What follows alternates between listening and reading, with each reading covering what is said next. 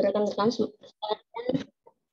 yang semoga sampai hari ini diberikan kesehatan, diberikan berkah oleh Allah Subhanahu wa taala. Pada kesempatan hari ini saya dengan Ibu Fitra Listia Sawinda akan menyampaikan presentasi terkait peradaban dan pemikiran Islam periode Kerajaan Banjar. Ini merupakan foto dari peninggalan Kesultanan atau Kerajaan Banjar, yakni Masjid Sultan Suryansa. Jadi sebelum adanya Kerajaan Banjar, wilayah Kalimantan Selatan, khususnya daerah Banjarmasin dan sekitarnya, terlebih dahulu dipengaruhi oleh Kerajaan Hindu-Buddha. Jadi dalam Hikayat Banjar dan Kota Ringin telah menceritakan tentang kehadiran saudagar kaya raya yang berasal dari Keling, yang bernama Mangkubumi. Kemudian anaknya yang bernama Empu Jatmika mencari wilayah baru untuk membangun sebuah kerajaan. Dari hal ini menjadi cikal bakal berdirinya Kerajaan Daha atau Dipa. Jadi terdapat berbagai perbedaan pendapat mengenai kedatangan Empu Jatmika ini. Ada yang menganggap bahwasanya Empu Jatmika itu berasal dari daerah Keling atau Kalingga, India. Ada juga yang berpendapat bahwasanya Empu Jatmika itu berasal dari suatu kerajaan yang menjadi bagian dari Kerajaan Majapahit yang berlokasi di Pulau Jawa, tepatnya di sekitar Jawa Timuran. Namun ketika melihat dari catatan Hikayat Banjar tersebut, bahwasanya disebutkan bahwasanya perjalanan Empu Jatmika sampai ke Kalimantan Selatan menempuh perjalanan 3 bulan menggunakan kapal layar. Berarti di sini bisa disimpulkan bahwasanya Keling yang dimaksud adalah Keling pecahan dari Kerajaan Majapahit. Kemudian Empu Jatmika itu seorang yang kaya raya yang membangun sebuah kerajaan yang nantinya menjadi cikal bakal dari Kerajaan Banjar. Kemudian dalam tutur candi disebutkan bahwasanya periodisasi kerajaan di Kalimantan Selatan itu bisa dibagi menjadi 6 periodisasi. Yang pertama keraton awal, yakni masa-masa kahuripan. Yang kedua keraton 1, yakni masa-masa kerajaan negara Dipa. Keraton 2, yakni masa-masa kerajaan Daha. Keraton 3, yakni masa-masa Kesultanan Banjar. Yang keempat yang kelima keraton 4, masa-masa kerajaan Martapura. Yang keenam keraton 5, yakni masa-masa Pagustian.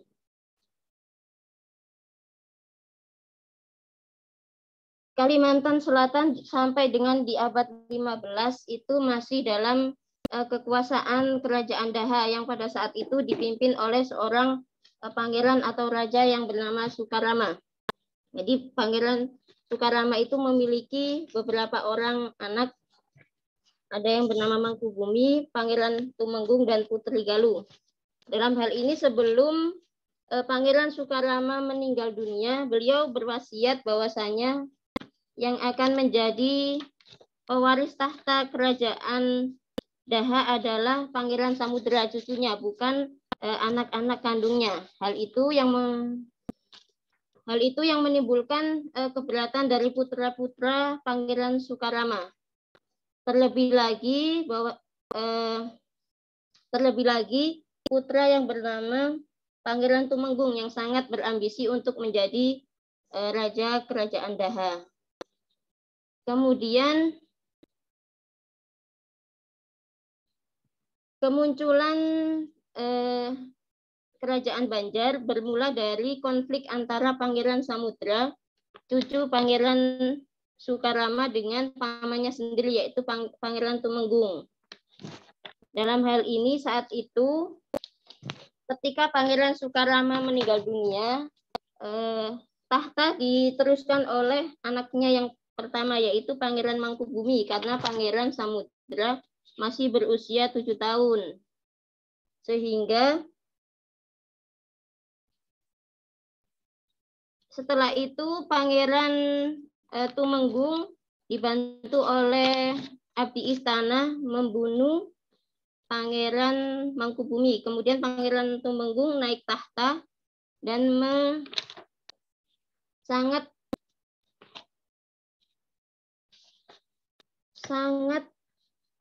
untuk membenci Pangeran Samudra, karena Pangeran Samudra yang diwasiatkan untuk meneruskan tahta istana. Kemudian Pangeran Samudra pergi ke suatu wilayah menyamar menjadi nelayan yang dibantu oleh Pati Masi. Jadi Pati Masi itu kalau dalam hikayat Banjar merupakan pati yang sangat memiliki keuletan dalam mengatur pemerintahan kerajaan. Setelah itu Pangeran Pati, karena selama Pangeran Samudra masih dalam persembunyiannya, Pangeran Samudra ingin sekali untuk mengambil kembali kedudukannya sebagai raja di Kerajaan Daha. Dengan dibantu Pati Masi, Pangeran Samudra kemudian meminta bantuan kepada Kerajaan Demak saat itu, yang kemudian oleh Raja Demak dikirimkan 10.000 pasukan bersenjata untuk membantu Pangeran Samudra menyerang Kerajaan Daha. Dengan bantuan ini dijanjikan dengan syarat Pangeran Samudra memeluk agama Islam. Hingga akhirnya pada tahun 1526 Masehi, Pangeran Samudra memeluk agama Islam dan diangkat menjadi Sultan pertama di Kerajaan Banjar, yang kemudian berganti nama menjadi Sultan Suryansyah. Jadi wilayah Kerajaan Banjar terdiri dari 5 daerah. Yang pertama Kuripan, daerah Amuntai, yang kedua Daha, Nagara Margasari, yang ketiga Gadelang Alabio, yang keempat Udak Sategal, yang kelima Pandan Arum, daerah Tanjung. Ini merupakan wilayah Kesultanan Banjar di antara tahun 1526 sampai 1860. Raja-raja Kerajaan Banjar ada banyak, dari pertama Sultan Suryansyah, kemudian Sultan Rahmatullah, Sultan Hidayatullah, Sultan Musta'in Billah, Sultan Inayatullah, hingga yang terakhir Sultan Muhammad Seman. Di situ juga terdapat Pangeran Antasari dan Sultan Adam Al-Wasid Billah. Jadi masa-masa keemasan Kerajaan Banjar itu pada abad ke-17, 16, akhir 17, yakni saat masa-masa Sultan Musta'in Billah. Kemudian sistem pemerintahannya terdiri dari raja atau sultan, putra mahkota, perdana menteri, lalawangan atau kepala distrik, sarawasa, dan lain sebagainya. Jadi tugas-tugasnya untuk membantu raja dalam memerintah Kerajaan Banjar. Sampai dengan kepala bagian urusan rumah, kalau sekarang mungkin kementerian begitu ya. Jadi kemudian terjadi perubahan saat masa Sultan Musta'in Billah. Jadi sistem pemerintahannya ada Mangkubumi, Mantri Pangiwa, Mantri Jaksa, Tuan Panghulu, Tuan Khalifah, Khatib, para dipati, dan para priai. Kemudian masalah-masalah terkait dengan masalah agama Islam dibicarakan dalam rapat atau permusyawaratan oleh penghulu yang memimpin pembicaraan dengan anggota yang terdiri dari Mangkubumi, Dipati, Jaksa, Khalifah, dan penghulu. Kemudian masalah-masalah hukum sekuler dibicarakan oleh jaksa yang memimpin pembicaraan dengan anggota yang terdiri dari Raja, Mangkubumi, Dipati, dan jaksa. Kemudian masalah-masalah tata urusan pemerintahan kerajaan merupakan pembicaraan antara Raja, Mangkubumi, dan Dipati. Ya, demikian presentasi dari saya. Mungkin akan diteruskan oleh Ibu Fitra Listia Sawinda. Terima kasih.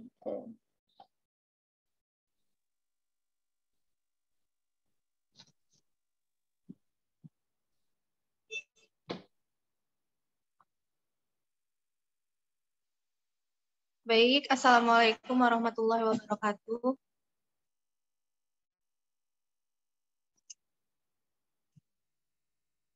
Saya akan melanjutkan presentasi yang telah disampaikan oleh Mbak Vidya sebelumnya. Mungkin tidak perlu mengulang. Next aja Mbak, minta tolong. Jadi penyebaran agama Islam itu tidak luput dari kontribusi ulama-ulama Banjar dalam membumikan Islam.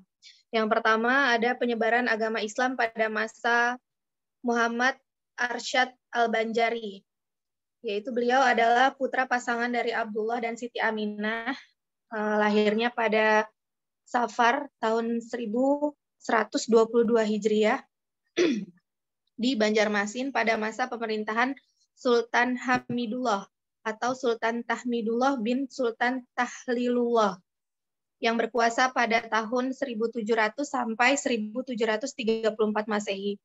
Ayahnya berasal dari India yang menetap di Kampung Lok Gabang, sekarang termasuk wilayah Kecamatan Astambul, Kabupaten Banjar, yang mana beliau bekerja sebagai ahli ukir di dalam istana. Kecerdasan Syekh Arsyad yang waktu kecilnya bernama Ja'far membuat Sultan Tahlilullah kagum kepadanya sehingga ia berkenan menjadikannya sebagai anak angkat dan dididiknya dengan pendidikan terbaik seperti mendatangkan guru-guru agama untuk mendidiknya ilmu-ilmu agama. Kemudian singkat cerita, Syekh Arsyad memulai dakwahnya kepada keluarganya dengan mengajari cucu-cucu yang kemudian hari banyak lahir banyak ulama dari keturunannya, baik sebagai ulama, mufti, pengajar, pemuka masyarakat, hingga perwira militer. Next, Mbak.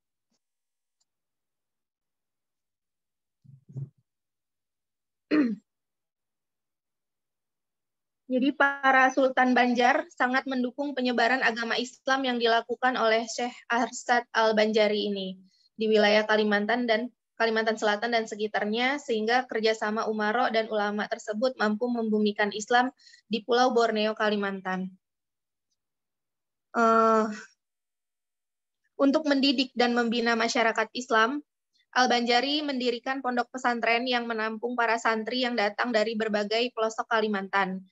Dari sini lahirlah ulama-ulama yang kemudian mengembangkan dakwah Islam di Kalimantan. Di antaranya ada Syekh Sihabuddin dan Syekh Abu Zu'ud, keduanya putra Al-Banjari, serta Syekh Muhammad Al-Asad, cucu Al-Banjari. Selain kaderisasi ulama, Syekh Arsyad Al-Banjari juga berkontribusi besar dalam menghidupkan jihad literasi, penulisan kitab sebagai wujud dari wasilah dakwah. Bahkan ia tercatat sebagai ulama yang produktif dalam penulisan kitab dan telah menulis kitab dalam berbagai disiplin ilmu.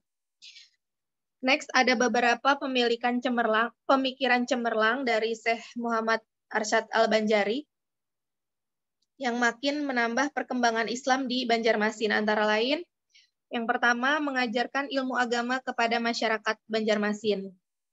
Kemudian beliau juga mengusulkan kepada Sultan agar mengangkat mufti dan qadhi di kesultanan dan mengangkat pengurus masjid seperti khotib, imam, muazin, dan penjaga masjid. Kemudian beliau mengusulkan kepada Sultan agar memberlakukan hukum Islam, tidak hanya terbatas pada hukum perdata saja, tetapi juga hukum pidana Islam seperti hukuman mati bagi pembunuh, potong tangan bagi pencuri, dicambuk bagi pezina, dan hukuman mati bagi orang Islam yang murtad. Yang keempat, untuk melaksanakan hukuman secara Islam tersebut, beliau mengusulkan dibentuk mahkamah syariah, semacam pengadilan tingkat banding di samping lembaga keadilan. Untuk memimpin mahkamah syariah itu ditunjuk mufti. Mufti pertama yang diangkat Sultan adalah Syekh Muhammad Asad, yaitu cucu dari Al-Banjari itu. Dan kadi pertamanya adalah Abu Zu'ud, yaitu anak dari Al-Banjari. Kemudian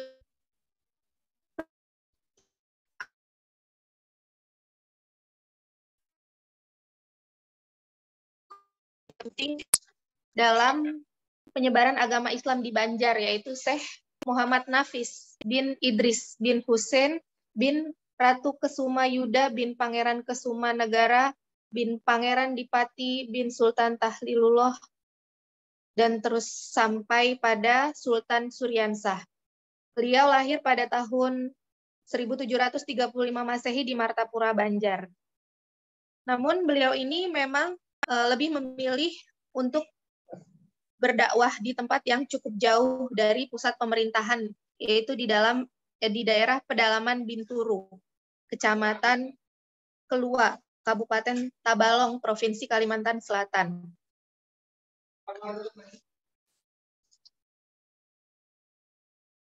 Kemudian dalam berdakwah, Syekh Muhammad Nafis lebih suka mengajarkan ilmu tasawuf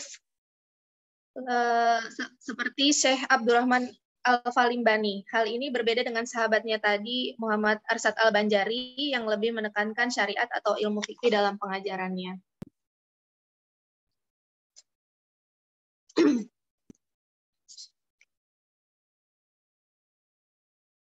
Perkembangan Islam yang sangat berarti juga terjadi pada masa Sultan Adam Al-Wasidillah yang menggantikan Sultan Sulaiman.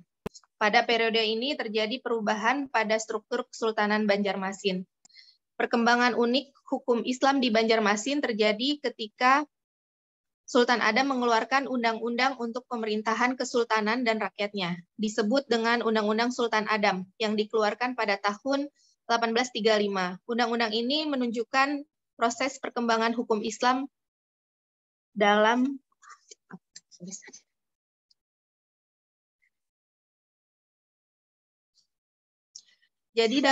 Undang-Undang Sultan Adam ini terdiri dari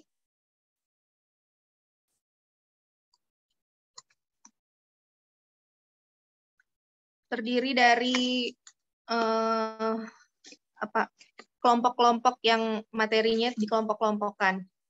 Sebelumnya, maksud dan tujuan dari undang-undang ini dikeluarkan jelas tertulis dalam konsiderannya, yaitu untuk menyempurnakan agama dan kepercayaan rakyat. Yang kedua, untuk mencegah jangan sampai terjadi pertentangan rakyat, dan untuk memudahkan bagi para hakim dalam menetapkan hukum agar rakyatnya menjadi baik. Materi Undang-Undang Sultan Adam ini dikelompokkan menjadi masalah-masalah agama dan peribadatan, masalah-masalah hukum tata pemerintahan, hukum perkawinan, hukum acara peradilan, hukum tanah, dan peraturan peralihan.